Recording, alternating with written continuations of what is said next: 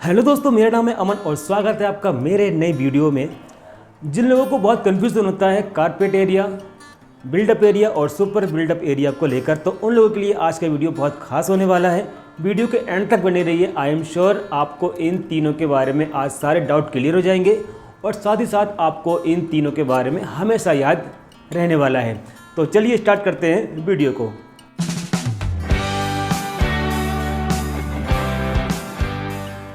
चलिए सबसे पहले बात कर लेते हैं कारपेट एरिया की।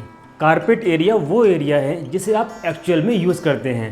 बेडरूम, बाथरूम, किचन, हॉल, इनमें इंटरनल वॉल की थिकनेस भी काउंट होगी, लेकिन एक्सटर्नल वॉल की थिकनेस काउंट नहीं होगी। दोबारा सुनिए, इनमें इंटरनल वॉल की थिकनेस भी काउंट होगी, लेकिन एक्सटर्नल वॉल की थिकनेस काउंट नहीं होगी। अगर फॉर्मूले के हिसाब से देखा जाए तो ये सारी चीज़ें जो स्क्रीन पे दी हुई हैं कारपेट एरिया में काउंट होती हैं। ये सारी चीज़ें कारपेट एरिया के पार्ट होते हैं। अब इनमें से सारे पॉइंट तो आपको क्लियर होंगे, लेकिन लास्ट के 3 पॉइंट में हो सकता है आपको कन्फ्यूज़न हो जाए। वो है आपका बालकनी, स्टेयर और इंटरनल वॉल। तो चलिए पहले इन पर थोड़ी बात कर लेते हैं। पहला है बालकनी। वैसे तो बालकनी आपकी कारपेट एरिया में काउंट नहीं होती हैं, लेकिन अगर ये बालकनी आपके घर में ही खुलती हैं तो ये बालकनी आपके घर के कारपेट एरिया में काउंट होंगी। ऐसी बालकनी आपको डुप्लेक्स और बड़े बड़े घरों में देखने को मिलती हैं। जैसा आप स्क्रीन पर देखकर समझ सकते हैं, इससे आइडिया आपको लग जाएगा कि किस तरह की बालकनी आपके कारपेट एरिया में काउंट होंगी। चलिए अब बात कर लेते हैं स्टेयर की। ये जो सीढ़ियाँ हैं वैसे तो कारपेट एरिया में काउंट नहीं होंगी, लेकिन अगर ये सीढ़ियाँ आपके घर में ही खुल रही हैं और घर में ही ख़त्म हो रही हैं तो ये सीढ़ियाँ आपके कारपेट एरिया में काउंट होंगी। ये सीढ़ियाँ भी आपके डुप्लेक्स और बड़े बड़े घरों में देखने को मिलती हैं, जैसा आप स्क्रीन पर देख पा रहे हैं। अब बात करते हैं इंटरनल वॉल की। ये जो इंटरनल वॉल है आपके घर की सारी इंटरनल वॉल कारपेट एरिया में काउंट होंगी। एक्सटर्नल वॉल आपके कारपेट एरिया में काउंट नहीं होंगी। तो ये सब वो हैं जो आपके कारपेट एरिया में काउंट होते हैं। अब देखते हैं कि क्या क्या चीज़ें आपके कारपेट एरिया में काउंट नहीं होती हैं।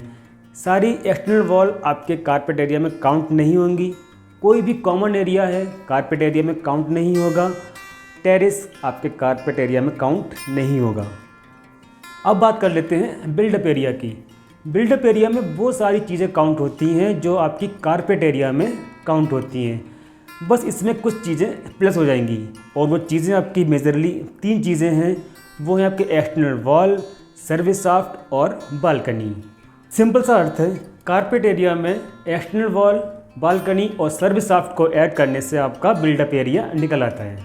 अब आते हैं सुपर एरिया की तरफ, जो सबसे बड़ा एरिया होता है। इसका सीधा सा अर्थ है आपके फ्लैट का, आपके घर का जितना भी सारा एरिया आता है वो आपका सुपर बिल्डअप एरिया हो जाता है। मतलब बिल्डअप एरिया में वो सारी एक्सटर्नल चीज़ें ऐड करने से सुपर बिल्डअप एरिया आ जाता है। वो सब कॉमन एरिया जो हर कोई यूज़ कर सकता है, उसको बिल्डअप एरिया में ऐड करने से आपका सुपर बिल्डअप एरिया आ जाता है। जैसे क्लब, स्विमिंग पूल, जिम, बाहर का एरिया, कॉमन सीढ़ियाँ, लिफ्ट लॉबी, वेटिंग लॉन्च, ये सारी चीज़ें वो हैं और भी सारी चीज़ें हैं जो हर कोई यूज़ कर सकता है। उसको बिल्डअप एरिया में ऐड करने से आपका सुपर एरिया आ जाता है। आई होप आपको मेरा वीडियो पसंद आया होगा और तीनों में भी आपको डिफरेंस समझ आ गया होगा। अगर आपकी कोई क्वेरी है, कुछ चीज़ पूछना है, तो आप कमेंट बॉक्स में अपना कमेंट डाल सकते हैं, या फिर आप स्क्रीन पर दिए नंबर पर कभी भी हमें कॉल करके हमें या व्हाट्सएप करके हमसे कनेक्ट कर सकते हैं।